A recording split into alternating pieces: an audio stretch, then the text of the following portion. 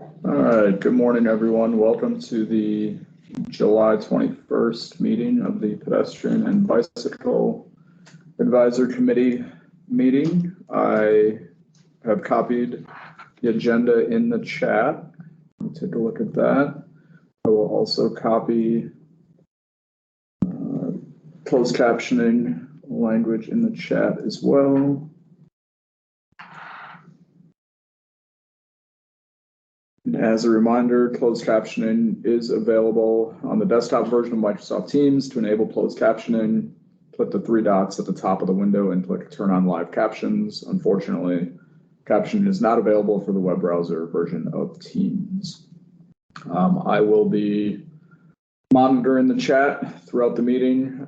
Please stay muted during the meeting. If you have any questions, raise your hand or drop a note in the chat and we'll be sure to read it.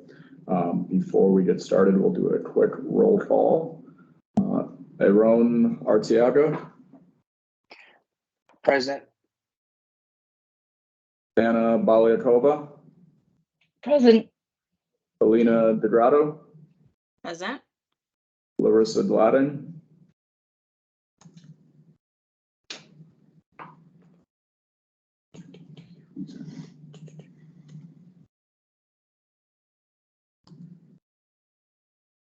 Mitch Henke. Present. Montavious Jones. Absent. Kathleen Minnick is not here today. Ben Teal. Present. Barry Weber. Not here today. Kevin Kushel is no longer working for DCD, so we will need to find a new DCD rep. Stephen Owen. Here. And we are still trying to find a public safety rep. So we have 5 of 9 voting members, so we do have a quorum. So first item on the agenda is the approval of the minutes of the June meeting. I sent them around an email to the committee members. Any questions, comments, or is there a motion to approve? I'll move to approve the minutes from last meeting. Second. All in favor? Do we do that? I think any opposed. Right. The motion passes. Thank you, Mitch, and I will turn it over to Mitch to lead the meeting. Thank you. So I guess one more housekeeping item is for item number, what was it? 6. We will not be talking about national. Got it. But we will start with a presentation, I think, from Angela Vicchio with the state DNR on Hank Aaron's State Trail improvements, upcoming improvements. Good morning, Angela. Thank you for joining. Yep. Can everyone see the screen? If you can see the screen, just let me know verbally, please. I can't see anyone right now. I can see it. Awesome, thank you. All right, take it away, Angela. All right. So I'm Angela Vicchio. I've met a few of you guys on here before. I'm the superintendent for our Milwaukee State Parks Work Unit. So I oversee Hank Aaron, Lakeshore, and Haven Woods, along with my full-time property managers and seasonal staff. So I wanted to go through some updates to things that have been ongoing and things that are coming up regarding the trail prior to us doing brief overview and questions and stuff about the Hank Detour for State Fair. So it took way longer than anticipated because there are to date 32 different iterations of Hank Aaron State Trail signage that I had to create. Along with GPS marking all of the units. Some of that was started by our friends group, which was really useful. Mike Brady's on here, and he's a member of Friends of Hank Aaron.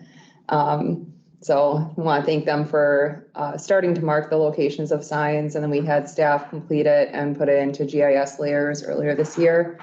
There are some areas that in particular we know tend to be confusing, particularly over by 6th Street and Canal down to Freshwater Way, the Harley Loop. And then again, over by the Three Bridges Park section. So some changes in language on there is that if it's not continuing to the west or east end, the sections are now going to be labeled as segments or loops. A lot of our new trail users are not aware that like going through Three Bridges when they're going eastbound ends at the domes and it doesn't like loop back. So making that clear, or more clear on the signs, compliant with MUTCD and our DNR standards.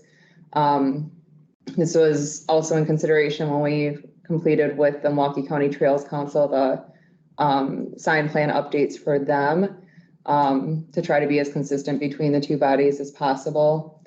And then we, along with the installation of these signs later this year, we are going to be required to install the US Bicycle Route 30 signage. Those who aren't familiar with USBR 30, the USBR system is done by DOT, and the big picture idea with that is that they want to have bicycle routes that go across each state, so that it's basically a preferred route if you wanted to go from like across the entire US. So the USBR 30 is the first one in Wisconsin. It includes Hank Aaron, Glacial Drumlin, Elroy Sparta, portion of 400 Trail, some of the county trails, city streets, connects to the ferry down in Milwaukee. And if you take the ferry across to Michigan, it hooks up with their USBR route. If you go to the west side, it hooks up in Winona, Minnesota, and actually connects to 2 USBR systems through the state of Minnesota. So those signs we received at the end of last year, and the different municipalities and agencies along the route will be working on getting those signs included as they work on their own sign improvements. So I'm glad you mentioned the 6th Street one. Is that getting a lot more signs to like guide? Yeah, people? so you'll like on the bottom there, the bottom row of sign designs, there's 2 of the different iterations, but we'll be having ones on both northbound ways from 6th Street, and so like basically all ways from the intersection. Not just at the intersection, but also approaching it. Yeah, like coming from like the turnaround, like the loop thing. Yeah. roundabout, and then Freshwater Way. Some of them will just say to Hank Aaron State Trail approaching that, just because if it's not on our official trail route, we can't have the DNR logo on it, because then it makes it confusing, like who's the owner of the segment. But we'll be providing the GPS locations for the ones installed on non-state owned portions to the DPW commissioner. He gave us approval to have our own staff and volunteers help install them, because we have somebody who knows how to do that. And then we don't have to, there's not further delays on sections then. So Is the city going to be installing signage for the like connection to the Hank Aaron down Pittsburgh or Freshwater when the connections project is happening? I see Kate Reardon, you're on the call. I don't know if you heard that question or not. There was a question regarding signage installations as part of the KK River Trail connection project. Is that being discussed at this point, if you know? Yes, we have a sign plan that was developed as part of the Milwaukee Bike Walk sign plan that we released a couple years ago. As part of the KK River Trail Connections project, we will be installing signs, but also looking at that sign plan and updating it as needed, since it was developed a couple years ago. Cool, thank you. So that's it on those types of signs. Earlier this year, we finally have an actual brochure like done by the department. So there are updated maps out there. Eventually that will be in a different type of paper, but it is the quickest I could get at this point. But there's information about rules and regulations, contact information, all that included in new brochures. We're working on locating a new vendor for brochure holders to install a couple of additional ones at informational signage kiosk locations. And those were all updated this year as well. Both with maps, and then some of the dual-sided ones have some additional like other information about the trail and about Hank Aaron himself.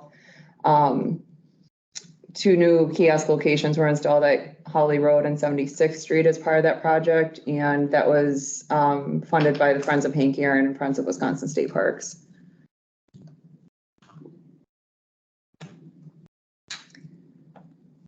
Smaller items, staff spent a couple weeks filling a bunch of lateral cracks in the stadium segment.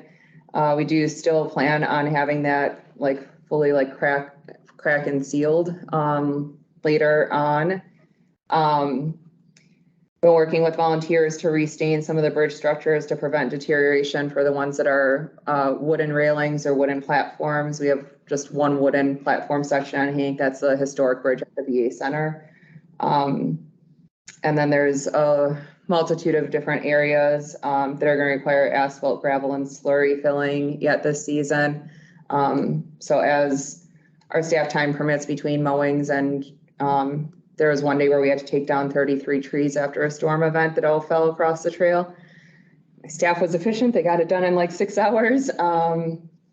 But they'll be working on filling in some of those additional areas. And just a note with our projects, we only have our funding, our staff is typically on the trail 2, sometimes 3 days a week because of our budget.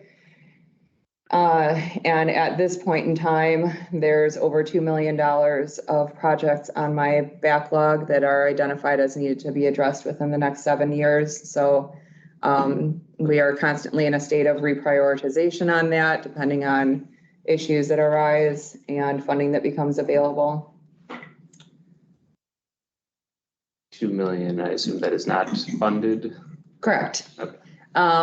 So there were, the Canal Street segment is getting inserted because that we didn't get clarification from legal on that early enough for our current legislative biennium.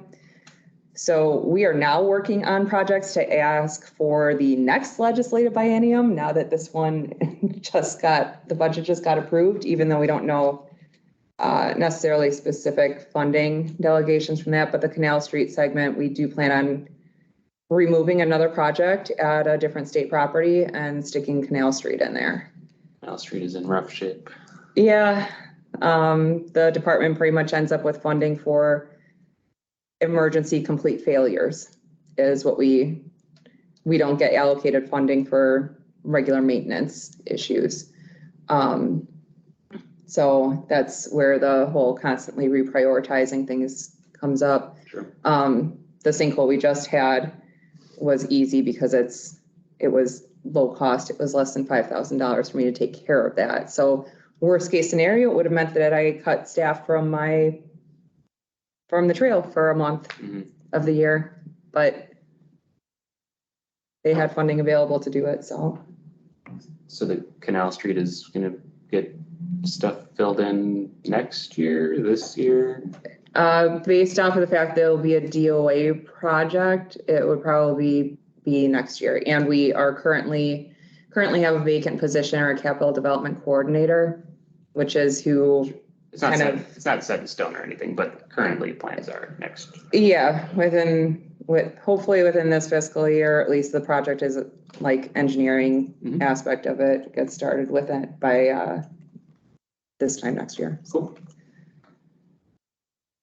That's the goal. There you go. Yeah. So yeah, some things that complicated this project are the fact that we don't own the underlying property for this section of Hank Aaron. It's City of Milwaukee and Redevelopment Authority. So we had to get clarification on our deed language, which was not easy. And then the issue that we're not the ones that permit the utility crossings in it because we're not the owners. So having to work with DPW on some basic discussions on if the state were to put $227,000 into this project, what's my guarantee that you're not going to come literally the next day and cut a section out of it to put another utility in? Like that was a very real concern. So And that's what's caused like a lot of the issues on that segment currently is. yes, utilities a being huge cut out. amount of it. And then the fact that it's with changing water levels, that section has now changed the floodplain level. So it also meant that like we can't reconstruct it. I worked with DPW to figure out like our best option with that, because if we did a reconstruction, you also then have all of the existing utility relocations. And that would have made this absolutely impossible in terms of funding. We found that out with a study that Rackham did with the River Loop. The River Loop section, we did a feasibility study with Redevelopment Authority, and it was in excess of $10 million to construct that to What's the River Loop section? between Ember Lane and 25th Street. It goes behind Marquette Valley Fields. Okay. It's a section that goes right along the Menominee River. That portion, when the water levels were high, every other day was, for about every 12 minutes was getting covered in water. We had algae growing on the trail. We've had sinkholes over there resulting from drainage issues from the surrounding impermeable surface. So that part, I was like, this needs major work, but I did include at least to still do mill and overlay in there so that we can even out the dips and everything in there, because there's, Yeah. Yeah. That's kind of one of my questions, I guess, is there's a lot of those where, that was cut out for utility or something, and it was not, I don't know if it was fine originally, but it was. it not. typically is for, about the first 6 months or so. But yeah, we talked about the width that gets cut out and the fact that,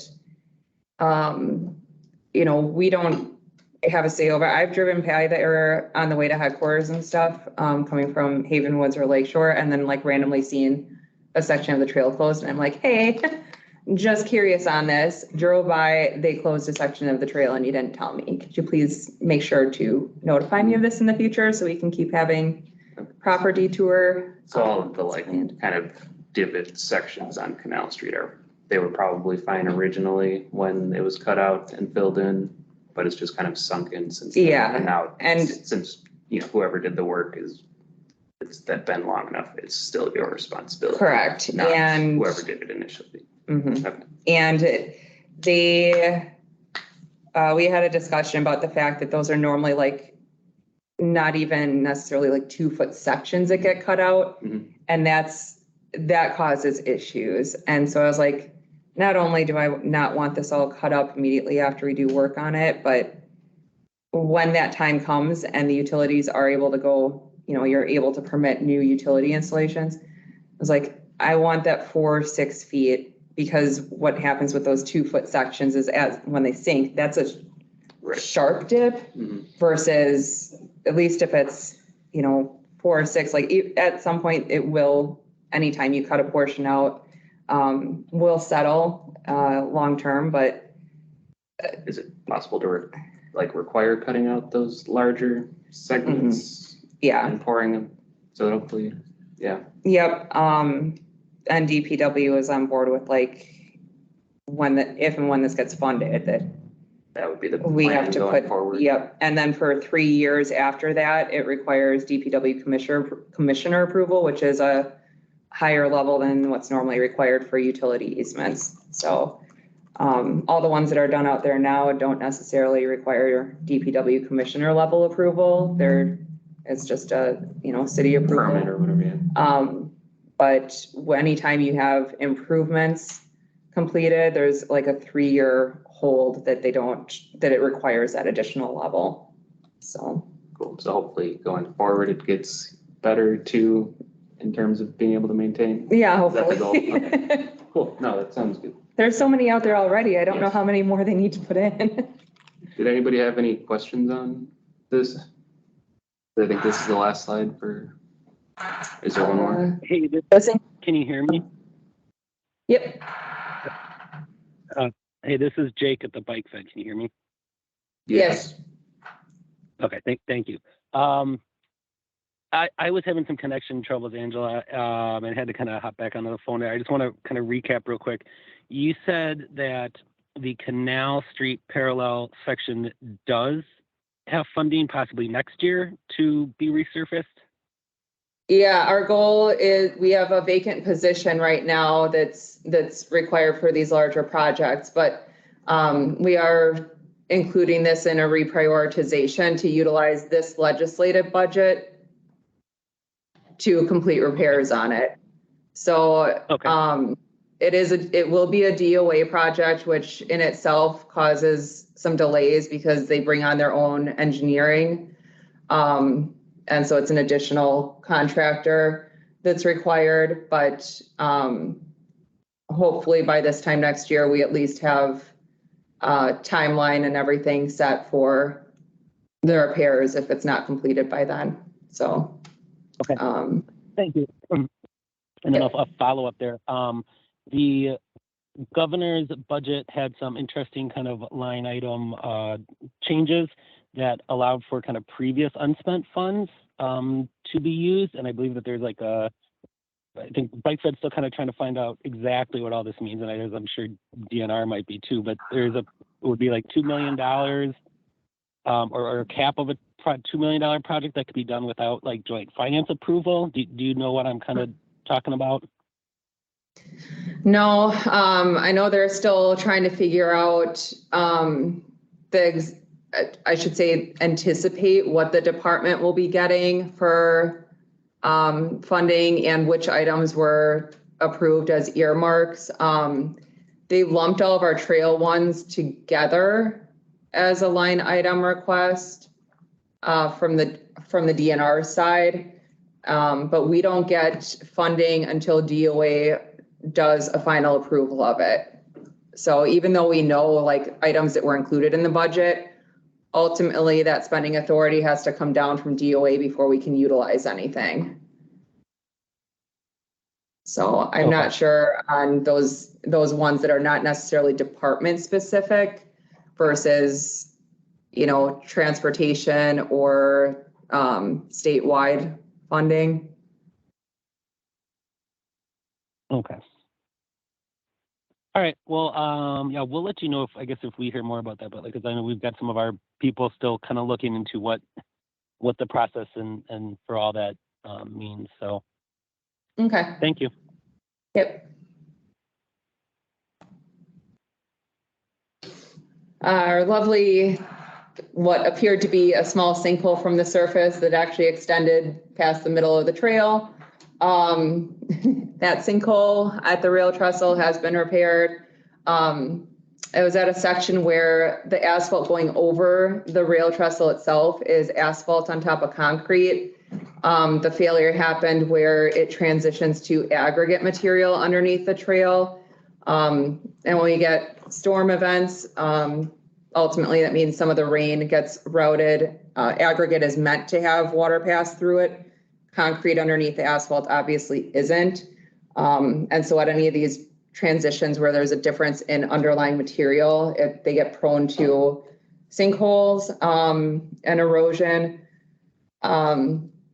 So we detected a hole, found out last Thursday that we were able to stick our entire arms underneath and not touch anything, and just literally go right underneath the asphalt. And that section is only 2 inches of asphalt in thickness. So we had to do an immediate closure to get it repaired. We were able to coordinate with a contractor very quickly, and because of the low cost on it, I was able to move forward with approvals to repair it without any further approval needed or further quotes or anything. So we got it fixed Tuesday morning. The asphalt cooled and cured overnight, and we reopened it Wednesday morning. So, yeah. Excellent. Still haven't gotten all the things that I had initially ordered to try to more adequately close sections, but that's fine. That's a vendor issue. We have another sinkhole on the trail. Many people will not notice this one because it is not through the asphalt. It is definitely significant in size compared to that one. And we are working on still trying to identify, I have a meeting later today on steps if we can't identify the responsible party. But it is due to a stormwater infrastructure failure. There's a failed 30-inch storm sewer pipe under the trail in this section that also is connected to like a confined space area with like a 6-foot drop. It's active. Even when we had 29 days without rain, there was water flowing through it. And we haven't been able to find out where it connects to. So we've been working with municipalities like City of Milwaukee, City of West Dallas, MMSD. We've been looking back at maps going back to 1920 and everything in between. And this pipe is not on any of them. So we are currently trying to track down even older documents. It was likely from Alice Chalmers, but then that became a redevelopment site for City of West Dallas and then private ownership. And this is connected somewhere. City of West Dallas put a camera through it to try to find out where it was going, but then they hit that 6-foot like jump up in confined space, and the camera, little wire camera thing doesn't quite have the strength to go up that. There is a high possibility that when this does move forward with repairs, that it will require significant excavation, possibly removal and reconstruction of a portion of the trail. This is by 66 and Dickinson. It's on the north side of the trail, about 8 feet off of it right now. But it is at least 10 feet deep. And the storm sewer is 20 feet down. So we are trying to figure out a plan moving forward this afternoon to get this repaired, even if we don't have an identifiable responsible party, like what our legal options are there. Because if you excavate or work on somebody else's property without their notification and something else happens, then that becomes a huge issue. So, but we can't let it keep going, obviously. So, sinkholes galore. A lot of rain. 70th Street Bridge reconstruction. That portion should be open for the foreseeable future. The initial plan with that was just to have a couple day closures in the beginning part of the project, but the demolition took longer and they ran into some complications with that. So they thought they were going to be reconstructing 70th Street by like the end of August, and that would have been another couple days just to do the reconstruction, but that's been pushed back. So we'll continue to provide updates on that. I put the link for the DPW updates on there. You can sign up to get email notifications from that. We'll also consistently have the any closure notices put on our DNR site and shared through our friends group and put newsletters and such. So, sure. But yay for no more. Hey, it's going on another week. Thank you. I think we'll move on to the next agenda. Yeah. and then- Unless any committee members have questions on or comments on that, we can move on to the closure. Yeah. And I guess before we start this, Angela is not the person responsible for decision making. She's here to provide information. So I'd just like everybody to keep that in mind as we talk about it. Yeah. So this is similar to last year. As the supervisor, I work with all of our partner groups down here and interact with our general public the most.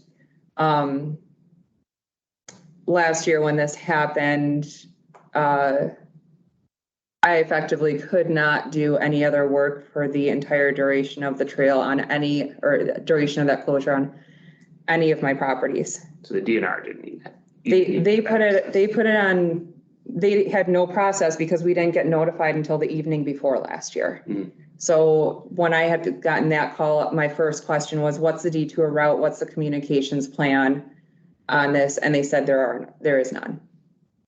And I was like, okay. So one of the questions that I have is the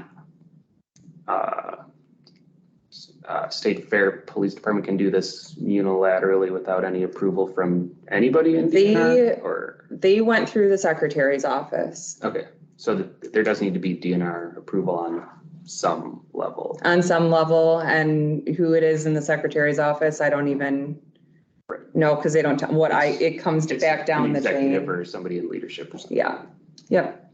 In Madison, whoever, yeah. Mm-hmm. So we had been, because of last year and the fact that like there was no detour route established and the issues with people being told to go down streets that in the wrong way down streets and on streets that can't tell bikers to go down Greenfield during the fair. We can't post a detour until it gets approved by the municipalities to have it approved as one. So last year, we started working on a detour route that day, just to get something posted and to be able to communicate. And that one last year utilized Main to Adler over to 94th Place. Since last year, we've been meeting with State Fair on a frequent basis. And the initial plan for this year was to have it as like, if an emergency closure had to happen, that we could have a permanent detour route established, in case they had to like quickly close it down for some issue. But it would otherwise be open. And that was a communication up until our last meeting in May. And then at that meeting, they notified me that the board chair was moving forward with the request to close it again this year. At that point, like our initial plan had been to be able to do a public meeting with, potential detour routes that we could then post as essentially like alternate Hank Aaron State Trail ones, kind of like we have all over the city with alternate I-94 signs or alternate 43 signs. Where those are just up there because you have closures that happen occasionally. Mm-hmm. But when they said that they were going to move forward with the request to close, I immediately notified everybody else in my department and routed that up the chain of command. Yes. And by the time Parks even had gotten anything, like gotten notified, we found out that he had already made the board chair for State Fair Park had already made the request to the secretary's office. And they approved it. Sometime in the last couple of months or a few months. About a month ago. Yep. And they wanted to ensure that we could get this information relayed earlier so that people could plan better in advance. Some of the routes that we initially looked at, the one that was approved for the detour route, initial discussions did include closing down lanes of 84th Street.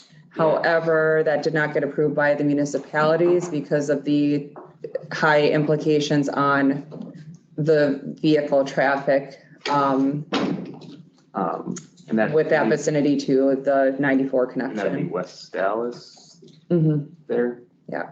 That was West Dallas and State Fair. 84th is on the detour and it's a 4 or 5 lane road to cross, correct? You have to turn left coming from the west, right? So the detour route includes walking the bicycle from Maine down to Schlinger. Because they don't want you riding on 84th. They want you to 'Cause that go was the a- sidewalk and walk it. Because we couldn't get the additional lane closed off, yeah. So yeah, and that was, we know that there's that people will use other routes aside from that, that's more, perhaps more at their comfort level, or depending on what their overall destination is. But the reason for wanting to go down to Schlinger and to 89th is for the individuals that wouldn't normally have to go over to 94th place to exit and then would have to backtrack. So this was the shortest possible detour, but not necessarily like if I went down and rode, I would still go to 94th. I think the issue with that one is there's no traffic control at 84th and Adler, correct? So you kind of have to wait. During State Fair, they have a person, like they have people at that intersection because there's people that walk across. So there will be State Fair said there will be somebody that is posted there. Only during State Fair, I assume? Correct. So if you had to cross at a different time, you would be on your own. Correct. And so like with this immediate sinkhole closure we had to do last week, like they wouldn't have been under any obligation because they didn't request that. They didn't know about it. But yeah, wouldn't be a bad place in the future for there to be a controlled intersection without having to go down to the next gate entrance. But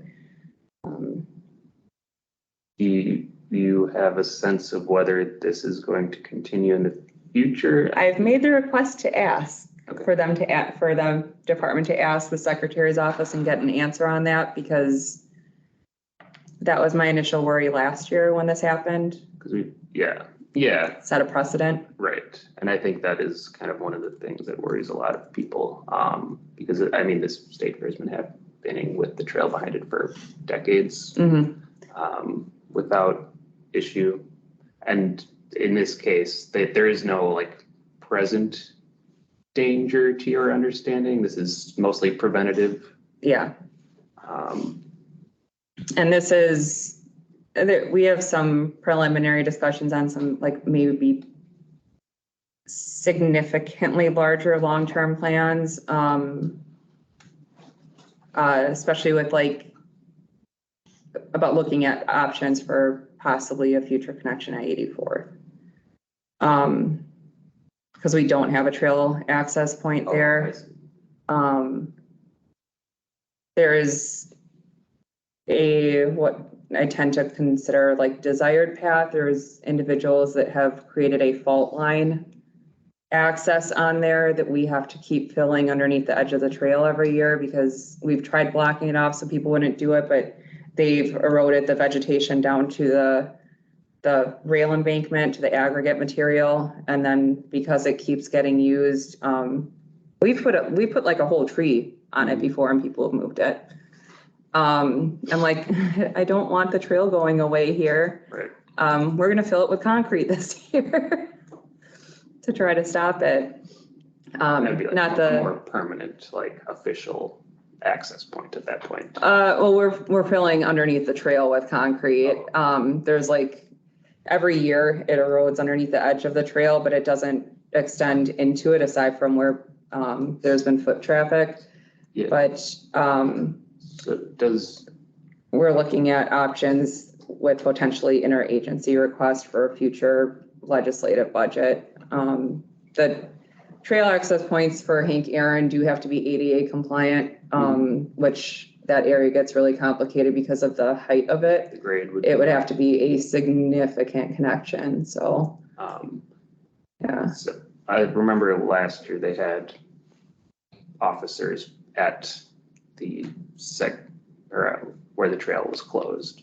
Are those, I assume it's going to be the same. Will they be there 24/7 as well? You don't know. I'm not sure because I don't control their Right. police or their scheduling. But yeah, I assume that they're going to have people posted. I guess so. In terms of what people can do to express their kind of position on it, these are the two things pictured. Yeah. Press at wisconsin.gov and the State Fair Police phone number. Yeah, so the phone number was because part of this was like, I need a phone number that people can call.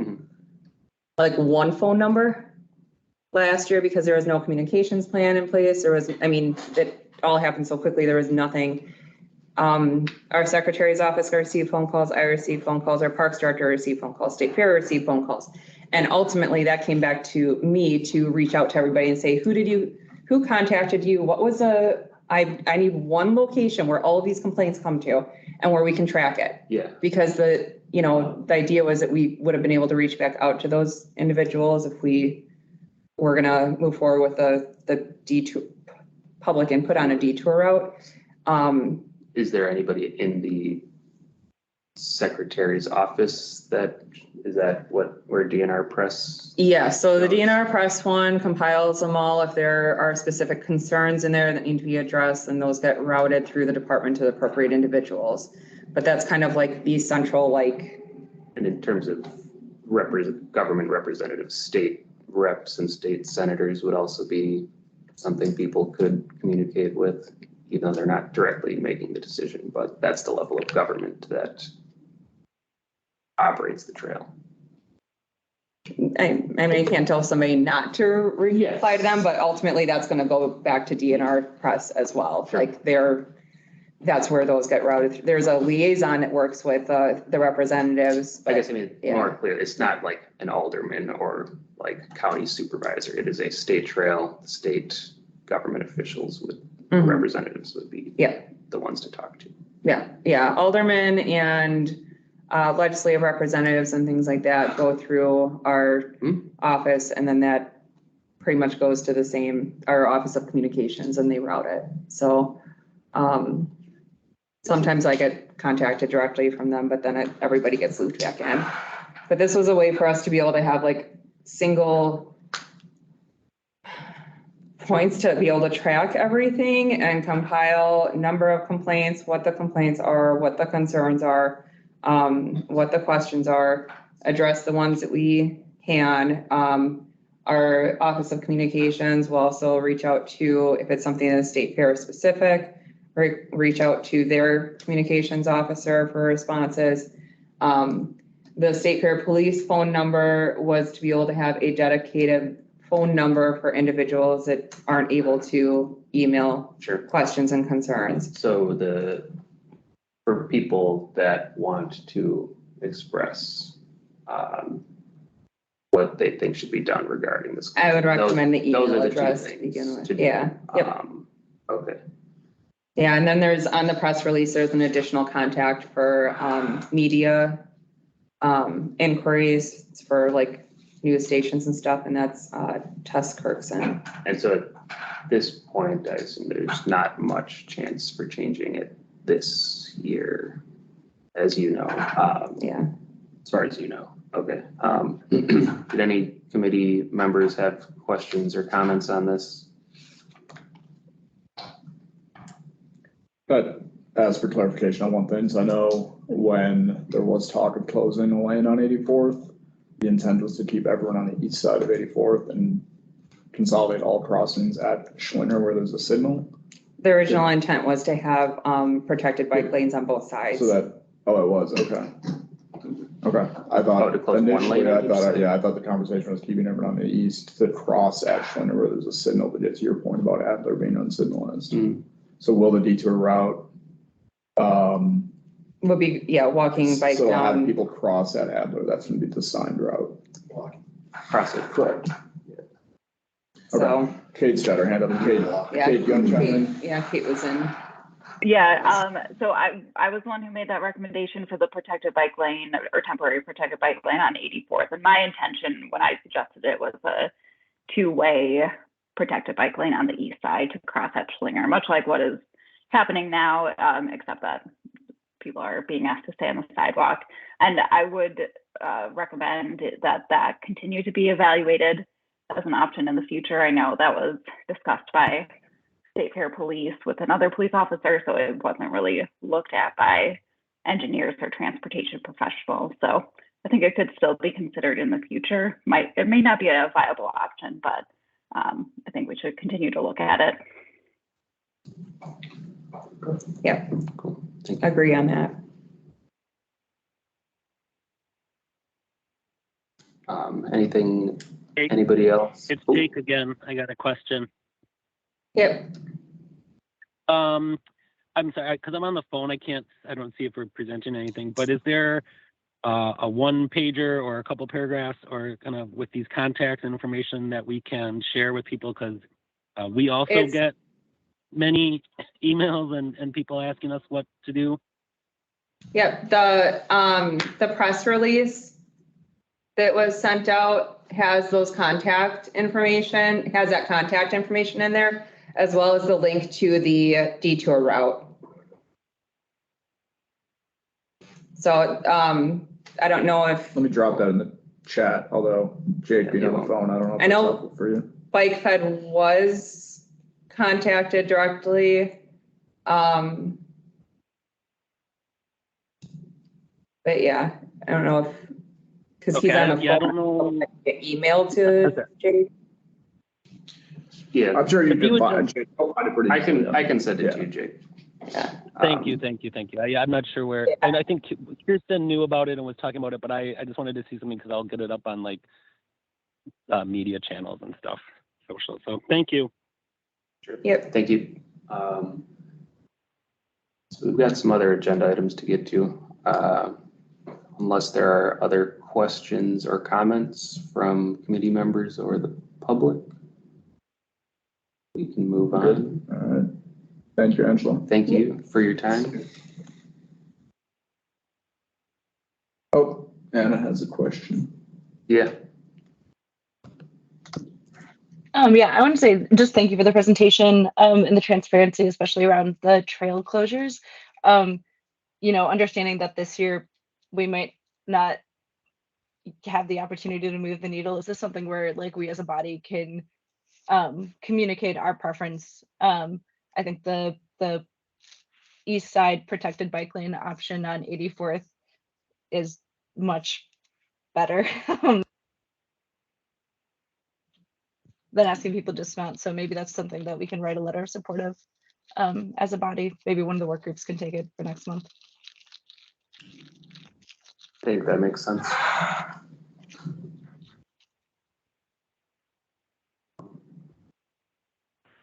All right, moving on.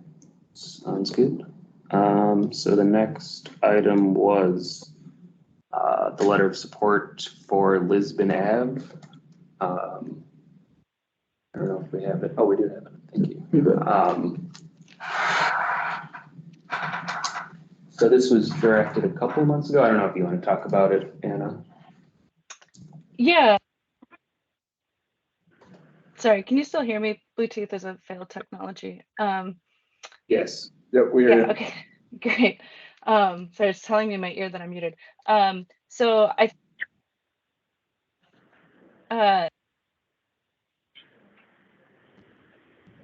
We hear you. sorry, can you still hear me? This is impossible. You're good. Yeah. Yep. Now Can you I hear can't us? hear anyone else. Oh my God. Give me a second.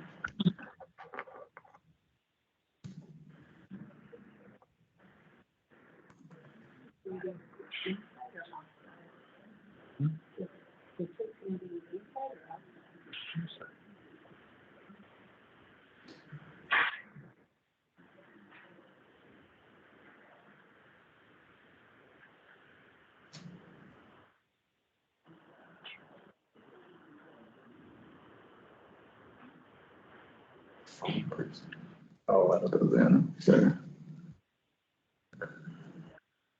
So this is inside or outside?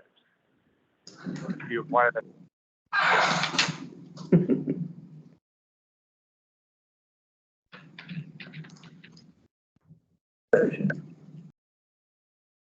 All right, can you hear us, Anna? Yeah, I can. Sorry about that. Yeah, so I don't know how many people have had a chance to look at the West Lisbon plans. There was a PIM a couple of months ago, and the plans look great. We have protected bike lanes for the whole length of the project. Also some raised crosswalks, I believe, and some pedestrian refuges. So at the PIM, they did specifically ask for input on intersection designs for 84th Street and 92nd Street. And the two options they're considering were like sort of traditional, I don't know if we say traditional, signalized intersections and roundabouts. And so that's the part of the letter that I think maybe warrants some discussion. I think that there's some trade-offs with the roundabouts. You know, I think in general, like it's a much better biking experience because you still have protection all the way through the intersection. But it does sort of, like you don't have a dedicated phase, right? Because there's not a signal anymore for pedestrians to cross. So I know I've spoken with people in the neighborhood who are concerned that about yielding behavior from vehicles if like people are just going to keep blasting through the roundabout and not give people the opportunity to cross. So I think personally, the way that I wrote the letter was in support of the roundabouts. I think they're going to dramatically reduce speeds. I think it's going to be fewer conflict points. I think it's a better option than the signalized intersection, but I wanted to raise that with the group before we sent it to see if other folks shared that impression. Overall, the plans are great. Really, really excited to see what West Lisbon is going to look like. But I do think that this is a good spot for us to do some advising as an advisory committee. Thank you. Did anybody on the committee have anything they wanted to say on roundabouts or otherwise? Or DPW have any thoughts on roundabouts versus not? Again, more times you can keep traffic flowing, the better. This is Jessica Weinberg, the Vision Zero Policy Director. I just want to say roundabouts basically eliminate fatalities. That is a wonderful thing that they do. So because you have we to want to put safety first. Yeah, sorry, but those slow speeds, you know, people might bump into each other based on a yielding issue, but no one will die. And that's a really big difference from our intersections right now. And then I just think, you know, if we want to see the whole city get safer, we really need to like experiment and do different and new things. And this is such an amazing opportunity, and the designs put forward are really impressive. So I hope, you know, I think that idea of experimentation and really the true elimination of fatalities is a very important thing to consider with roundabouts when you think about the trade-offs. I think that's a really good point. Yeah. I was so excited to see the designs. I'd never seen anything like that here. So I think it's a huge, huge opportunity. And it's really exciting for me, like as somebody who lives way out on the far west side, to see it out here. So. Yeah, and I would say just for future meetings, I mean, this is great. I think this is exactly what y'all should be doing. If you want to discuss like project specific stuff, just let us know and we can make sure we get like the right people in the room. I thought this was more so just about the letter itself and just moving it forward. But if you want a presentation on any of these projects and much more detail and discussion, like absolutely we can do that. Yeah, I think we're strictly looking at the letter today. Okay. There's a project site and everything for people that are less familiar with it. Absolutely. On what is Engage? EngageMKE.com/Lisbon Avenue. Otherwise, it would be on the Something homepage like somewhere as well too. Okay.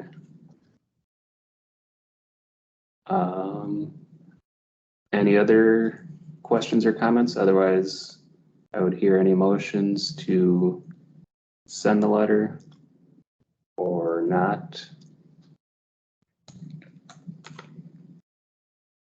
So the motion is to adopt the letter and send it to DPW. I guess I haven't made the motion, but if somebody wants to. I guess, is this a place where folks feel like we would benefit on hearing more about the project rather than just like reading my letter and sort of like the secondhand characterizations in it? I don't know how many people, like I've been to every PIM for that, but I don't know how many other folks have had a chance to see project materials. I'm ready to send it now, but I don't, you know. Yeah. I mean, I would be comfortable too. Yeah. I'm mostly curious to see if there's anybody that thinks we should not, and if they want to discuss it, why. Otherwise, I would be fine moving forward. So is that a motion? I'll move to approve the letter. Okay. Mitch moves to approve the letter. Is there a second? I'll give that to Anna since she drafted the letter. I can put it on. Since there was some silence around it, I will ask, is there any opposed? All right, the motion passes. Cool. Thanks, everybody. I'll put it on official letterhead and everything, and send it out. Awesome. All right, work. Thank you. Thank you, Anna. Then I think next up was work groups. Correct. Let's start with targeted improvements. I know that there was a lot going on there. Sure, sorry. Is it you, Ben? I guess so. If you want to talk about what Yeah, you've been sure. working on Let's there. do it. I'm And curious we've only what got- everyone else thinks. We can pull up, I have things ready to pull up if you want me to pull up. Which, what do you want to start with? May as well start with the bike routes. Seems to be the most, I don't know, supportive. Okay.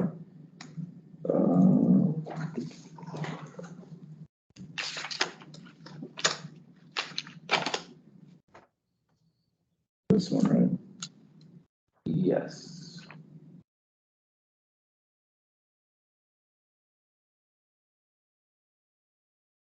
All right. Take it away.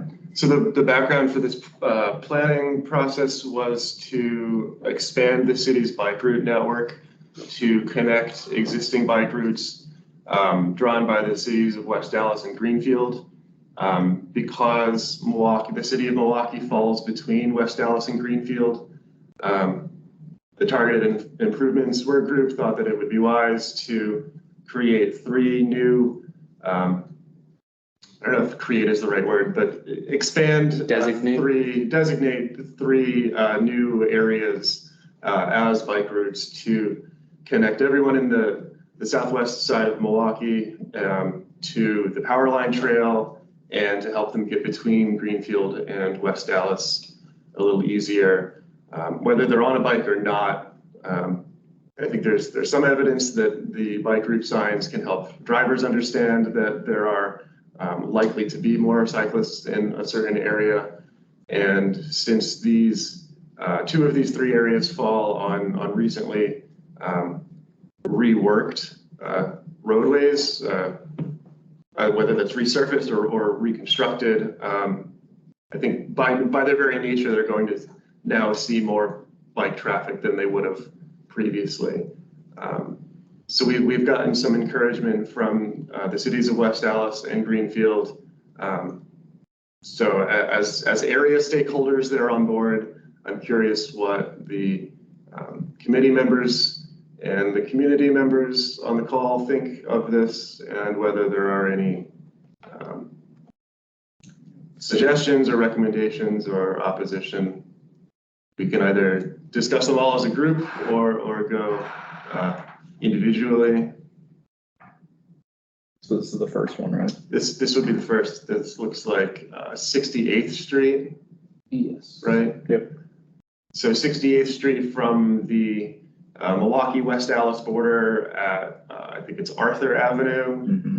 at the north, south to Forest Home Avenue, which is like just a couple hundred feet from the Power Line Trail. The city of Milwaukee and Greenfield border falls on Forest Home. So we can't quite stretch it that last 50 feet to the Power Line Trailhead. Maybe the city of Greenfield would do that, but it's close enough, as close as we can get at least. So these would be signs.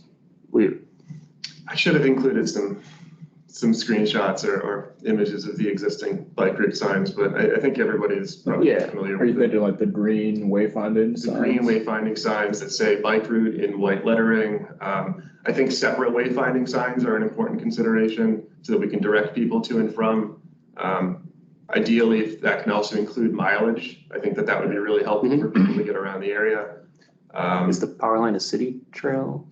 It will be soon. It will be soon, Yeah. right? So as preparing Oh, for right now it's city more traffic. trail for Greenfield. I just mean it's not county. Correct, it's not Milwaukee County. So the existing Greenfield Trail is exclusively within the city of Greenfield. Silly way to say it. The Powerline Trail is so far entirely in the city of Greenfield, but it will be partly in Milwaukee. Going west. Yep. In the future, hopefully partly in St. Francis, but I think we can all expect a lot more bike traffic in that area. And if we can get ahead of the curve, we should do it. Is it easy to just put up signs? Yeah, that's Like, what's the my- process? Nothing is easy, but, so Kate mentioned earlier. I guess I'll ask, is it possible? Yeah, for sure. Kate mentioned earlier the walk bike sign plan. And Kate, I don't know if you're still on, and if you have a link to that, if you want to drop that in the chat, that'd be great for everyone to see. But yes, we can absolutely take a look at this. I think the walk bike sign plan, the bike route signs that you're referencing, Ben, we don't use those anymore. They actually have a lot more information on them, so they would have the destination on them as opposed to just saying bike route, and then mileage and directional arrows as to where things turn. So in terms of process on our end, we don't install a lot of signs right now, but it is something that we are thinking more about, especially as You say we, you mean multimodal department. specifically, or DPW DPW in yeah, general? bike route signs, yeah, Okay. DPW. Oh, got it. That's mostly because we have bike routes in basically every roadway. But signed bike routes, we don't Got it. install. Thank you, Kate. The link is there in the chat. But it is something we've talked about more, is kind of carving out a small portion of, budget for sign installation. I don't know if it's something we can do right now. We'd have to look at budget, but yeah, absolutely. I think it's something we could for sure consider. Did you guys look at 76 as a potential alternative too? Just because the Hank Aaron is to the north of this a little bit, and at 76 there is an at-grade access to the Hank Aaron. And so 76 can connect the Hank Aaron, the Oak Leaf Trail that's along the KK River, and now the Greenfield Trail, and just. We didn't, because I'm not sure that it's on this screenshot. It might be at the very top edge. There's what looks like 1 or 2 blocks that West Dallas is designated as a bike route. So it made more sense, I think, in our planning to just continue what was already there. West Dallas is designated on 68 is what you're. Right, there's that 2 block, or 1 block blue highlighted, Oh, okay. right there above Okay. the red border. Got it. Yeah. But that is a And just great idea, think, yeah. We should- if 68 sure. also has a better connection to the Greenfield Power Line Trail, you said that last gap is missing, it's Yeah. just something to think sure. about. Put that on the list, yeah, But thank you. the idea of something in this area is a great idea, and this is, either one would be good, I don't know which is better. Well, and from 68, that's not that far to either go over to 70, like where the 72nd Street connection is on the south side now, Yeah, for Hank Aaron. Or if people are planning on utilizing that route and heading east to go over to the Holly Road connection.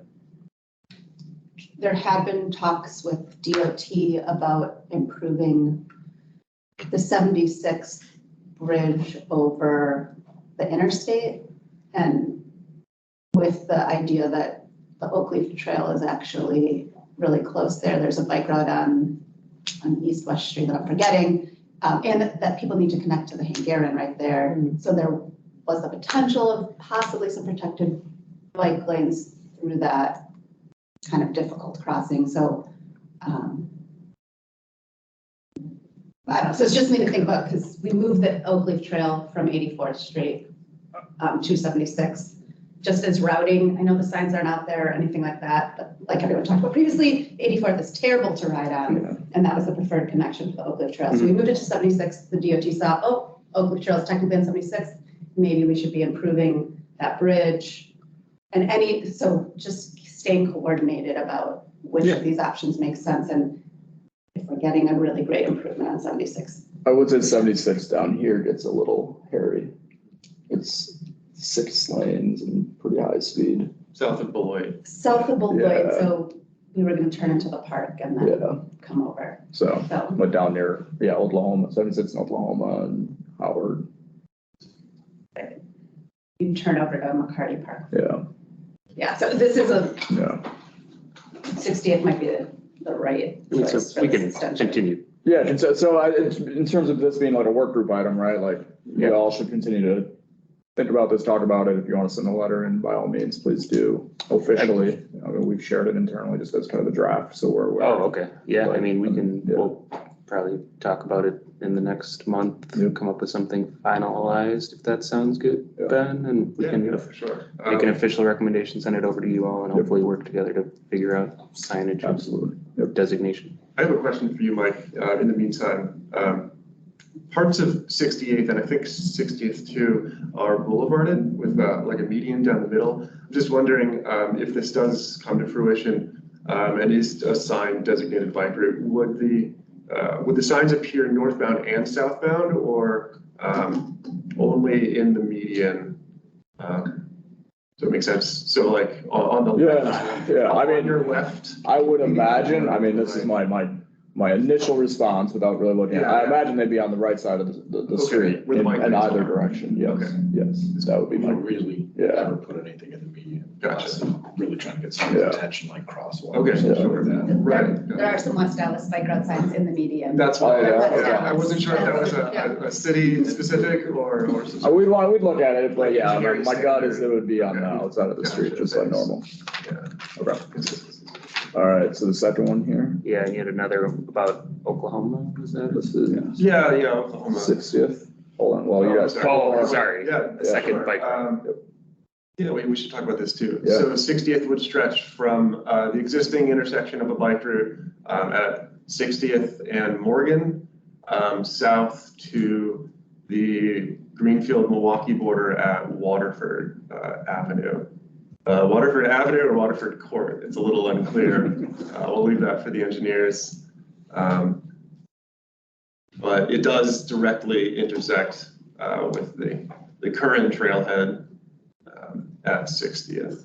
Similar idea though. Similar idea, yeah. So this was, I think, recently striped with bike lanes in anticipation of the power line trail traffic. And it would be really helpful, I think, to have some more signs in the area directing people through and across some of the diagonals that Forest Home. Okay. The last. The last is a little different, but in keeping with the other two, this would stretch east-west on Cleveland Avenue from the area of 72nd to 43rd Street. So that's between McCarty Park and Jackson Park. Would give bicyclists an alternative, a more direct alternative to get around that area without having to take the various winding scenic parkway routes in the area. Some of those roads have pretty varied surfaces, but also are not necessarily direct. Cleveland is relatively flat, relatively smooth surfaces, and also would continue an existing bike route from the city of West Dallas around 72nd Street and meet with the Oakleaf Trail on the east. And this is interesting because Cleveland turns into the Kinnickinnick Parkway. And I think that by designating this as a bike route, Cleveland as a bike route, we would avoid any sort of awkward and dangerous left-hand turns around 43rd Street as people try to get between the actual parkway, which is non-contiguous.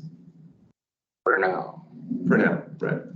Yeah, so that Mitch brings up a good point. This does, I guess this is relatively contingent on county parks and however the new MMSD and however the new Kinnickinnick Parkway and path Going east. will appear in that area. Yeah. Which I can speak to. Cool. Yeah, great, thank you. Just real quick, Kate dropped in the chat as well regarding the comment about the boulevards, is that we do try to use existing signposts whenever possible to install new signs. And then Anna has her hand up. Sure. So. Anna.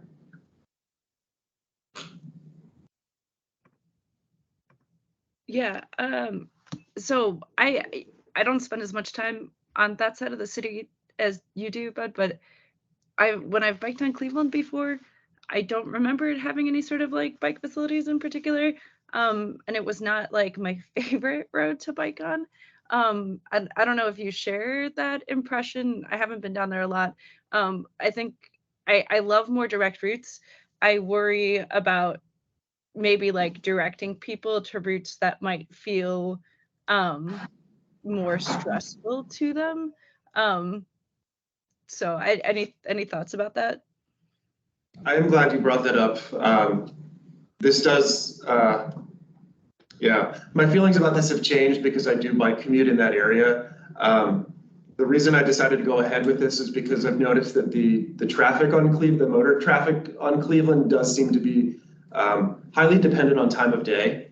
And so I think that there still is a net positive to doing this and leaving people to trust their own discretion and comfort levels, especially since there is the existing alternative in the area. In that respect, I guess that there's a reason why this is number 3 in the list and not toward the top. But as I said, yeah, despite there not being any bike lanes currently, I think there is a net positive to connecting bike routes. Yeah, you had something on the KK? Yeah, if anyone doesn't know me, I'm Jessica Weinberg. I was the trails coordinator for Milwaukee County Parks before just joining the city about a month ago. So I can speak a little bit to what the current plans are for Jackson Park and that sort of connection, just to feed into what you're thinking. The current plan, but it is a plan and could change, is that there would be an off-road separated portion of the Oak Leaf Trails through Jackson Park. So that's a positive in that project. The road will be redone and narrowed, and then there'll be raised crosswalks for park users, and then there'll be a separate Oak Leaf Trail. The trail is going to cross the KK River, where there's an existing really narrow ped bridge, and then have a new signal to the KK Parkway on the north side of the river. So you won't have to use the signal that you use now. You'll get to kind of be a little farther north. I don't know if me pointing up there would help anybody, if it can be seen. And then there's a separate project to repave a portion of the KK Parkway west of 43rd. There's no plans to have any special bike facilities at this point. And then I would just also add that there was such strong opposition to the idea of Jackson Park Drive, which kind of is a M-shaped road above the middle of Cleveland that we're looking at. There's such strong opposition to closing part of that parkway and putting a trail in that everyone might be just scared and anti-bike ped right now, and you might get a lot of headaches for like a minimal improvement, especially just like right now. So just strategically, I think it might be worth waiting on this because I'm hearing it's not a super big benefit, and I think it might be a super big fight. And then kind of see as the KK is naturalized and these improvements are happening, you know, does that make the KK Parkway more useful and as a through route? Different things to consider. And maybe that Jackson Park Drive thing is going to go through, and I don't know if that makes Cleveland better or not as a route if there's an additional trail for that middle section. Sure. Thank you. And County Park should be hiring a new trail coordinator sometime very soon. I'm sure would like to participate in these meetings in the future. Cool. Okay, so just in the interest of time, Ben, I know you have one more item, but Alina also has an item to discuss. So Alina, I just want to make sure, are you on a time constraint here, or should we? You're muted. Sorry. Muted. I'm okay still. Thanks for asking. You're okay still? Okay. All right. I mean, there wasn't too much for Oklahoma. That's fine. I just wanted to make sure we're giving everyone time so we can continue. Did you want to briefly? Oh, yes. Last on this, since it was referenced, the Powerline Trail, the city in partnership with Greenfield, West Allis, and St. Francis, we have received a TAP award to do a feasibility study of extending the trail from 27th Street all the way to the lakefront through St. Francis, which gets a little tricky in many spots, as well as going north from where it currently kind of splits or jogs at like, was that like 106, basically 894, going north along 894 up into West Allis, and ideally connecting to the Hank Aaron, which again gets very tricky in some spots. But yeah, so we have funding for a feasibility study that'll kick off probably in the next year or so. Excellent. Okay, next, Anna has her hand up again, or is that from before? Sorry. No, it's showing on my other computer. There we go. All right, Oklahoma Avenue. I guess, Thought I yeah, had we it can up. move through these quicker. So, there we go. So as Mike brings this up, the next proposition is to have some bike facilities created on East Oklahoma around the area of 794 to connect existing bike facilities on two sections of East Oklahoma that currently have them. So the area in question is between Clement Avenue at the west and Kinnickinnick Avenue at the east. East of Kinnickinnick Avenue is striped with bike lanes and is a bike route. It's also got a pretty smooth surface out to the lake. And ditto for west of Clement Avenue, which has been striped with bike lanes, has pinned on curb bump outs, and is not a designated bike route, but does run adjacent to Humboldt Park. The area in question has some pretty poor surfaces, including some pavement seams and cracks that can catch bike tires. And I heard from Alder Marina Dmitrievic that this area actually did catch someone's bike tires, and they took a pretty nasty spill. Someone who lives in the area, I guess. Anecdotally, this wasn't even really on my radar until a friend of mine pointed this out to me. And then I had kind of a wake-up call myself when I decided to go out and ride it, and it was worse than I remembered it being in previous years. So it was nice to have Marina's support and encouragement for this to be looked at next. I don't suppose that's anywhere on the schedule. Not currently, but again, I should say, we have received TAP funding for protected bike lanes in Oklahoma from 6th to Howell.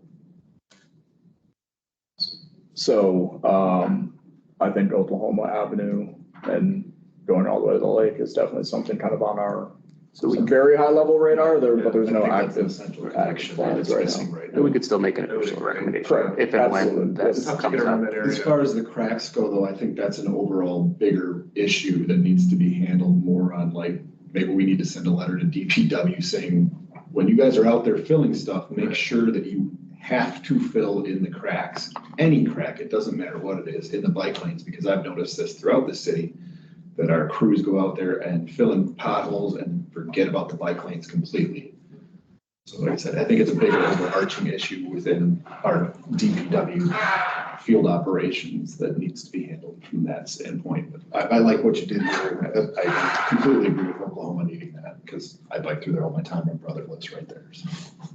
That was actually also something that Marina brought up, and heads up policies were a group. This is coming at you soon.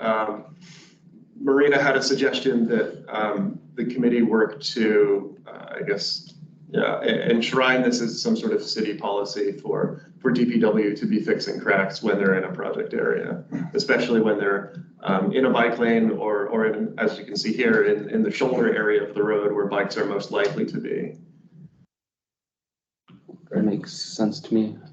Made a note of that. I think Barry also had some stuff, but he's not here and we're short on time, so we'll move to policies unless there are other questions or comments on these. Yeah. I just think people who don't ride bikes might not understand the danger of a vertical or a parallel crack and like how, I'm sorry, perpendicular crack and how bad that is. So just actually like maybe we can write something up to DPW that's really like, actually this is confusing. When you're thinking about car potholes, it's always about what's parallel. And this is really when something's perpendicular.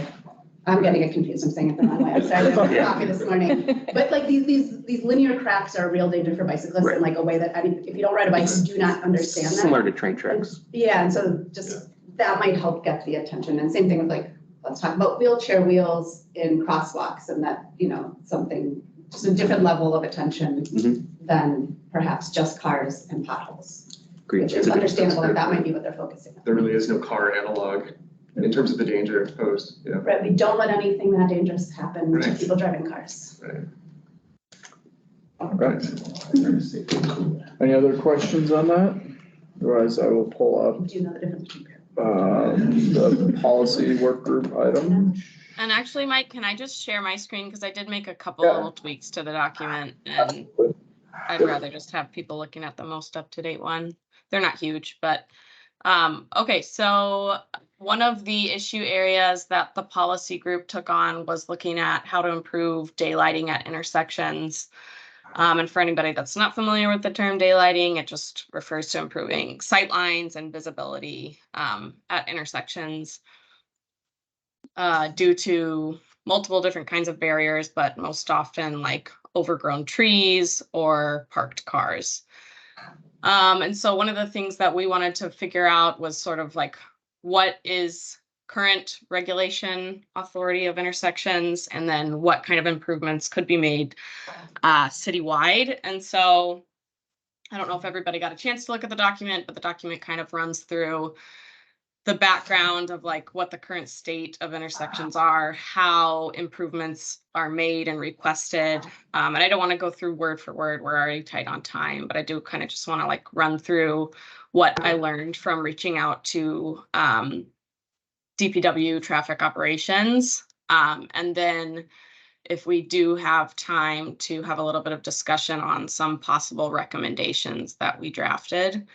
Yeah, and Alita, real quick, Alita, just a reminder, we don't have we don't have to stop at 10. So if people need to drop off at 10, by all means, but we don't have a firm end time, so. And we don't have anything Okay. left to put down that. Yeah, and if we did have people drop off and we no longer had quorum, we just wouldn't be able to make like a formal, I mean, we're not really asking for anything formal on this anyways, but. Correct, yeah, I don't think we need quorum for anything at this point. No. Okay, sounds good. So just a little background information is that currently the city must adhere to the Wisconsin statute that prohibits parking within 15 feet of a crosswalk. The city did become a NACDO member earlier this year, beginning of the year. And the NACDO design guideline is more protective than the Wisconsin statute. So their guideline asks for 20 to 25 feet parking be removed within 20 to 25 feet of an intersection. This isn't enforceable within Milwaukee unless the city code were to be amended to adopt an extended parking restriction. I will say throughout the document, I mostly am just addressing like the parking issues, but sightlines can also be obstructed, you know, by trees and bushes and other things as well. But I was mostly looking at parking. So the implementation of extended parking restrictions happens on a case-by-case basis. Usually a resident will call in to request extended parking restrictions. Sometimes it's an older person themselves. At that point, the traffic operations unit or team department, I don't know what they're called within Public Works, they perform an on-site evaluation or investigation at the area. And if they do find that there is an obstruction that's causing a safety issue, then the parking restriction must be legislated after being heard at the Public Safety and Health Committee. Like I said, they're complaint driven. So usually someone's going to call in. Sometimes they're asking that a traffic control be implemented, but in the case that it's not seen to justify a traffic control being added, then sometimes they will recommend that extended parking restrictions be implemented instead. And then I also wanted to see like kind of, I think one of the challenges with this issue itself is that it's hard to tell sort of like the scope of impact that a change in policy could make, because one, you know, there's not like a GIS database that tells like, you know, how many of these extended parking restrictions exist, or really just like the parking restrictions, you know, non-extended parking restrictions. Like we don't have a database of what that looks like throughout the city. But I did ask, you know, like how many of these requests are you getting, per week or per month. They said, they do get a handful, several a month. They didn't have hard numbers on it available. We could, make an inquiry if we're really interested about that. But they made the comment that these types of requests have decreased over time because, eventually you're going to get to a saturation point where a lot of the areas where some of these have been requested, they'll be reduced over time as more requests come in. Some of the restrictions are places, some of the areas where the parking restrictions have been extended are areas where there used to be bus stops. And so there's like an elongated no parking zone, even if it's no longer a bus stop, and those are up to 80 feet. Can I ask a question about the 15 feet? Is it measured from the horizontal crosswalk or from the corner? Yeah, that's a good question. A bit of radius. I think it's the right of way line. So I asked That's if the term they used was from the curb line extended. So it's like the middle So of the if you made a street. square, Squared off. if you squared off the corner, measure it from the furthest point out. exactly. So almost in the intersection, basically. Yes. So it's not from the crosswalk. No. No. Okay. And so actually the average distance that they do extend it when it's requested, the 40 to 50 feet, actually only ends up being about 20 feet from the crosswalk itself, which is like a car's length. So it's like one parking spot that they're removing, generally. And so then, we looked at some of the city ordinances from other cities around the state. I'm not going to get into that, but there are places that have basically, amended their codes to be more protective. And that's something that we might be interested in doing. So the possible recommendations that were included in this document, the first one is to amend city code to allow extended parking restrictions beyond 15 feet to 50 feet without investigation. So that, again, the 50 feet is from the curb line extended. Maybe I should probably write that in here to be very explicit, but would be from the curb line extended, which is then that 20 feet about. And then, of course, if the city code were amended to allow for the extended parking restrictions, we would then want to be more proactive about, where we're implementing this throughout the city. And so then the step would be to adopt a resolution that proactively directs DPW to incrementally implement extended parking restrictions based on certain criteria. And I think sort of the low-hanging fruit here is looking at the high injury network.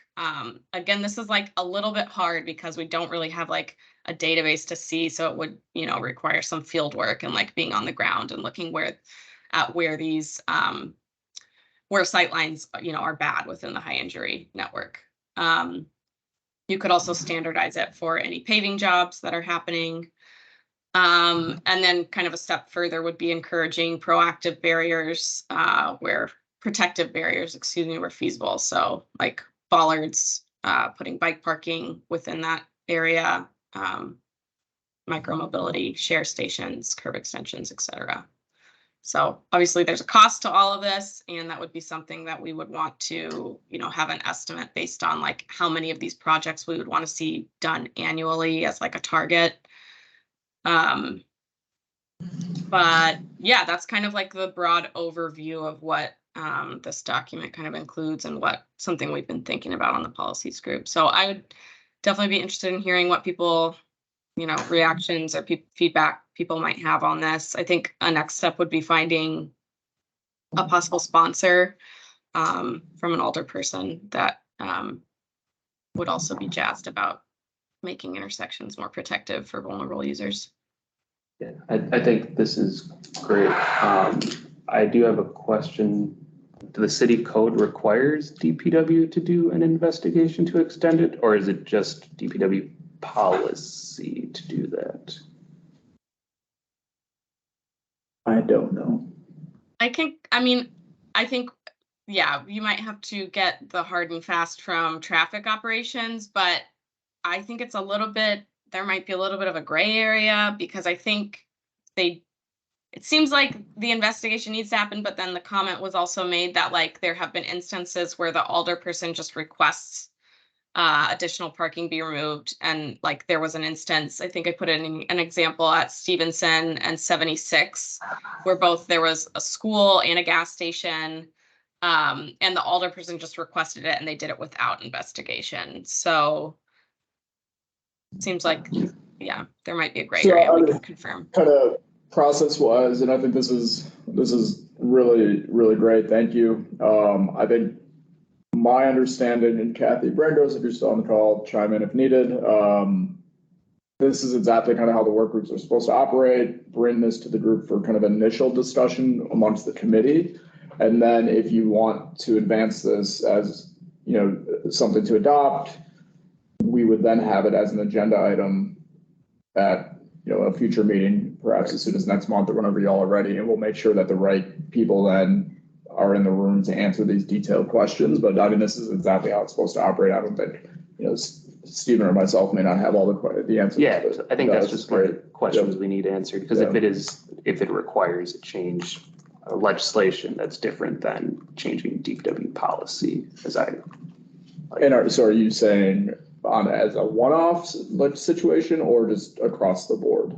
I guess across the board, like, let's say, you know, somebody wanted to change or extend the no parking from the intersection, and DPW is like, oh yeah, that seems to make sense on its face. Would they still have to do an investigation, or like by the city code? Like there's. If it got into put in the city code, we'd just do it. There would be no more investigation. And right now, the way the traffic's explaining it, they're saying like, no matter what, they get requests to do a lot of different speed humps, stop signs, whatever. They'll always do an investigation just because they don't. You get something from one neighbor, you better go ask the rest of the neighbors before you go changing the whole neighborhood. So that's why, like, traffic is saying that's the way we do it now. But if we would go ahead with something like this and get it put in as a city ordinance, then that wouldn't happen anymore. It would just change. Okay, thank you. Yeah, that makes sense. I didn't have any additional questions. I think it would be great if possible to like come up with something that we could endorse as a body for next month. And then if that works out, then we can have somebody from DPW to speak to it as well. And I guess if they have any thoughts initially too, like prior while we're drafting it or whatever. Yeah. So Alina, you said you've been communicating with folks from traffic operations? Yeah, I talked with Kevin. I'm forgetting his last name at this point. Kevin with an A, and so. Yes, Kevin with an A. Oh. Yeah. Yep. All right. I would say, yeah, I will, if you want to send me the latest draft, I've sent them the draft you had sent previously. Send me the latest. I will let them know that this very likely may be an agenda item. And if there are any further discussions needed in advance of the meeting, we'll just make sure y'all are looped in and the right people are looped in on that email too. That sounds good. Cool. Does anybody have any other questions or comments on daylight? I can't help myself, I'm sorry. Yeah.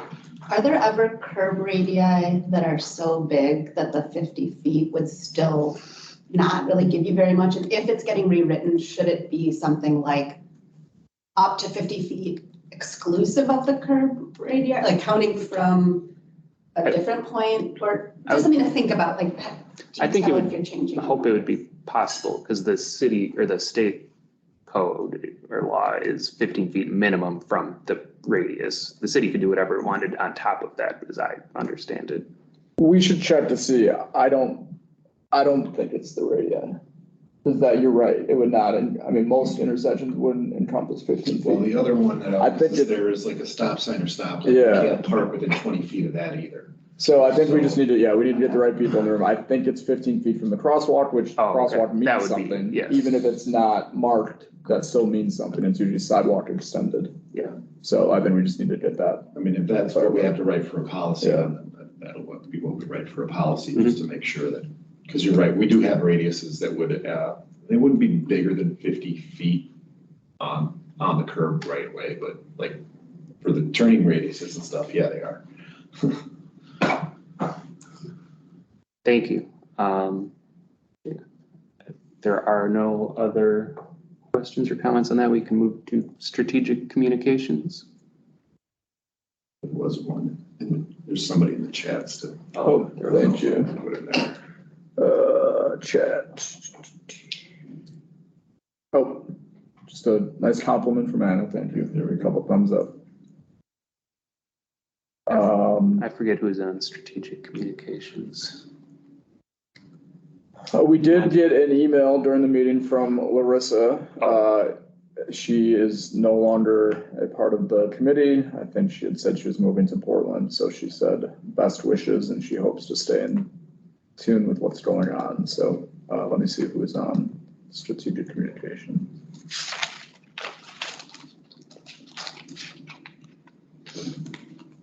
Strategic communication. Kushel was the next one. Larissa was leading it. So Larissa, Aron, Kevin Kushel, Kevin Eccles, and Montavious. So if Aron, if you're still there, has there been any updates, or do we need to rethink this work group, knowing that there are two members no longer on the committee? There hasn't been any updates, and I agree with the rethinking of it. Okay.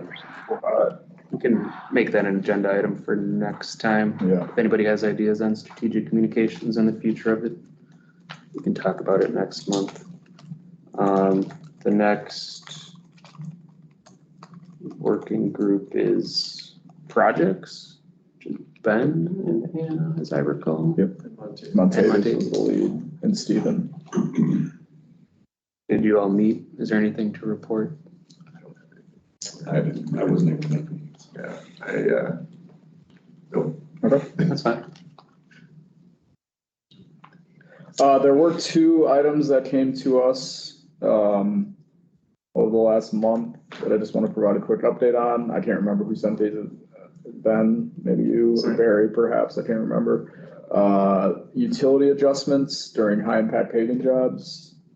There was a question regarding inlets, water valves, etc. What's that? That was Barry. Okay. The concern was on Lincoln Avenue that some of the utility lids were. Oh, that was me. Sorry. That was another The lids. parallel. That was the keyword. Yeah, so the Parallel, utility yeah. lids being Thanks, Mike. too deep. So typically with utility lids, there is typically like an inch tolerance because asphalt settles. The water valve in that picture, typically we do adjust water valves, but the one that you cited at Lincoln Avenue is, I believe, adjacent to a bridge, and it was too close to the bridge to get a sleeve in and adjust it. Gotcha. The other issue is the 6th Street Viaduct Bridge, which ties into the Hank Aaron State Trail. The bridge is designed as it needs to be designed, unfortunately, for the lift bridge to open. So our approach, we can paint it yellow if you all think that is a good. I think that would be better than nothing. Yeah. Okay. Can we do the lids too on Lincoln? So the utility lids are designed. And painted Just- yellow. painted yellow. Yeah, highlighted in some way. We'll discuss. Yeah, let us discuss that. If it was just one, I'd say, Yeah. it's kind of a wash, but there are like 5 or 6 on Lincoln. Okay. And Barry was concerned about because it's part of the bridge lift mechanism on 6th Street. Yeah. So, Yeah. Have you been looked into these? I can't remember. Yeah, Was it the one with the and that gap? was something that at one point I suggested to with responses back, was like, even if we had something that was just like visible, Yeah. so that people could see it. I don't know if we can do the reflective yellow. Yeah. Yeah. So that even at night, it's a little bit, if you're riding with a light on your bike, that you're a little more visible. they got me at mid-afternoon, bright sunny summer day, Yeah. but yeah, that'd be awesome. Okay. All right. New business? New business, National Ave will revisit, strategic communications, we'll talk about potentially, The daylighting. the daylighting, yeah. Trying to think. I don't remember anything else coming up? Ask the other committee members to see if there's any. Yeah, is there or anyone anything- from the public even? Yeah, was there anything anybody wanted to make sure we talked about next meeting as a full group? And we can always add things too as work groups meet and discuss. Hey, I got a potential new businesses to Jake, Yeah, or future discussion. please. KK River Trail at Maple, anytime it rains, gets severely covered in dangerous gravel. And I was just wondering if there could be something put on the plan or some way to reduce the gravel runoff there, because it's just a blind corner turn. And if you're going, I don't know, any speed, it's very slippery. Yeah, somebody cleaned it up recently. Yeah, last week. But yeah, is it possible to put like, I don't know. Well, yeah, that's come up in the past. It's a rail issue as well, but. Yeah, because they drive their truck up there and Yeah. whatever. Yeah, I think that's a good one to add. We can talk about it because I've also seen it. This morning, there was some glass under the gravel. Thank you.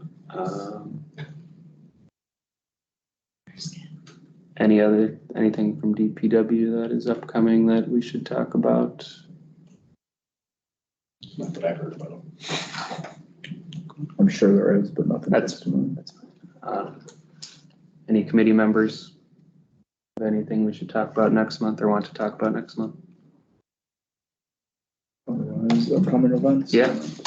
What events are coming up? Any announcements or upcoming events If from we- anyone? Pull up my presentation, go to the end ones. Oh, the shoot, yeah, side yeah, of it. sorry, I forgot. I about realized that after the fact, too, and then I was like, oh, yeah, Thank there's you. Yeah, there's a yeah, we have other few, items on there. high congestion days on the trail coming up. What does that mean? Special events, Oh, okay. like Lakeshore, I don't bother posting, it's every weekend. Every weekend there's some run walk through Lakeshore. But Lakeshore is also not used as like a commuter, for the most part. So, but on Hank, tomorrow, there is estimated to be 200 participants participating in a 5K from Three Bridges to the VA Center. The following weekend, I think 200 is probably low for that, but that's what they initially anticipated from the Brewers Foundation. They have their own 5K and 10K route that will include all areas of the stadium segment. They'll be connecting at 33rd Court, going through Three Bridges and over to the VA. On August 12th, we have the annual Hank Aaron 5K put on by our friends group, and that's like 1,200 participants that uses the stadium segment in Three Bridges as well. And the 19th to 20th of August is Bike Feds right across Wisconsin. So it's estimated to be 1,000 participants, but it's kind of staggered a little bit more just because of the distance that everybody is traveling on that. They end over by the Harley Davidson. It's the end of their route. So, yeah, and then I had a couple things on there about if we've had a huge uptick in graffiti, and that's not just it's not just the Hank Aaron State Trail. It's like the entire like Menominee Valley area. It's probably like every 3 or 4 businesses has graffiti on it this year, and it's the same individuals that haven't been caught. We've spent way more time on graffiti removal this year than we've had to in the past. So I wanted to make sure that people were aware that we do have a 24/7 violation tip line for our state properties. So this is what gets used for Hank Aaron State Trail, Lakeshore State Park, or Havenwood State Forest. You can call or text it, but this is what you would use if you see like an active violation in progress. Because even if we don't have a warden immediately available, it helps for us to be able to have like that timestamp, like know when you observed it, because that may allow us to do like targeted patrols of the area, and try to like prevent it from continuing to occur. The same thing goes for any like illegal dumping on our state properties, or if you guys see ATVs on the trail. We did make changes last year with native vegetation management to help decrease that, but we have caught a couple of people this year as well. The ATVs are just really difficult to address once they're on the trail. So having an idea of times that people are seeing them is actually works more in our favor, because we can try to catch them before they get on the main rail trail portion. Because once they're on there, they're going to go faster than it's not safe to do a chase or a pursuit. Right. So yeah, those are options for reporting those things. Or if you see, we're out there pretty often, but you know, things pop up. And then the slide after that just has like my contact information. So if you see something not in progress, so if you see graffiti after the fact, like you don't see somebody actively spray painting, you can feel free to report that to me, or if you see vandalism or anything like that that occurs. Yeah. Thank you. As far as other events, next week, I believe, is the People's Holiday. River West 24 starts Friday at 7 until Saturday at 7 in River West. You can show up, don't have to be registered or anything. Enjoy. Critical Mass as well, right? Yep. Same day. Critical Mass will be leaving at 6 from Red Arrow Park, from 6 p.m. at Red Arrow Park next Friday to meet up with the River West 24. 7. Any other events? A triathlon weekend in a couple weeks. Anna? Yeah, a bunch of events. Tomorrow, Saturday, is the Safe Streets Roadshow that the county is doing. They're doing one at the Center Street branch of the Milwaukee Public Library at 1 p.m. Then first week of August are the public involvement meetings for the 794 Lake Interchange Study. There's one on Tuesday the 1st and another on Wednesday the 2nd.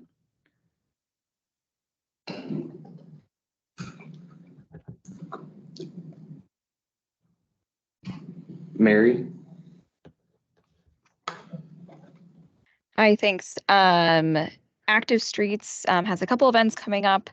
Next Thursday, there is an event on Pierce Street from 6:30 to 7 p.m. Or I'm sorry, from 6 p.m. to 7:30 p.m. At Pierce and 26th Street. They'll be closing a block of Pierce to celebrate the new bubbler station that's going on at Layton Avenue and Pierce, as well as, so we'll be demoing some e-bikes with bubbler, as well as some scooters from the scooter companies in Milwaukee, and Alderwoman Zamaripa will be there. And then additionally, next Saturday, the 29th, the Grant Boulevard Active Street is having a block party on the 2800 block of Grant Boulevard. And that is from 11 a.m. to 5 p.m. Excellent. I got one event. Yes. Saturday, Friday, September 15th, Bike Fed's 35th anniversary party. Plenty of time to register, but I will note that early bird pricing ends the end of July. So if you want to save a little money and get in and support the Bike Fed, do that before the end of July. Live 80s band music and games. And what? Games? Games? Yeah, I love games. Bike games, fair games, I don't know. That's what I heard. I heard beans too. Thank you. Jake, I'll Price is Right you here and one up you. Thursday, September 14th is the Bubbler Bash at Discovery World. So if y'all want to support your favorite bike folks in the city, you have a week to do so. That's a bubbler fundraiser. Correct. the And nonprofit there is city's bike share. there is an opportunity if you go to both. We have coupon codes to save on both registrations. Wonderful. Put it in the chat. So I think Yeah. I think that the promotion, I think once you register, you would get an email to the other coupon codes. So Awesome. Super. Take Friday off. It's part of the whole thing. Mike, This meeting did is you give long. did you give an update on the Fix-It station at Discovery World? Since is it too late for that? It should be Kathy talked to you, right? Kathy. Minnick? Kathleen Minnick? Somebody did. Yeah. Oh, yeah. And I reached out to Discovery World. It's going to be fixed if it's not already. Okay, that would be Yeah. nice to So highlight it. Discovery World did take ownership of it. It is That's theirs, great. so they are going to fix it if they haven't already. Thank you. Yep. Okay, cool. Yeah, and we used to have some of the parts and stuff for that when we had our office at MLK and North Yeah. for Okay. Hank, and brought those over. Like, so they had some spare parts, a couple years ago. Brought those over when we moved to offices and gave those to Denver, and Thanks. Cool. Thanks, Okay. Mike. yeah. Awesome. But yeah, that one, that's it always. That's broken. So, Awesome. Seems a lot of use. Any other events? Motion to adjourn. Otherwise, I can move to adjourn. Second. Second. Thank All you. right. Thank you, everyone. Thanks, everybody, for coming. We will see you, I don't have the date. The next meeting date, 18th. you got it, August 18th. August 18th. Yep. You're Cool. correct. Thank you All all. right, thank you. Bye.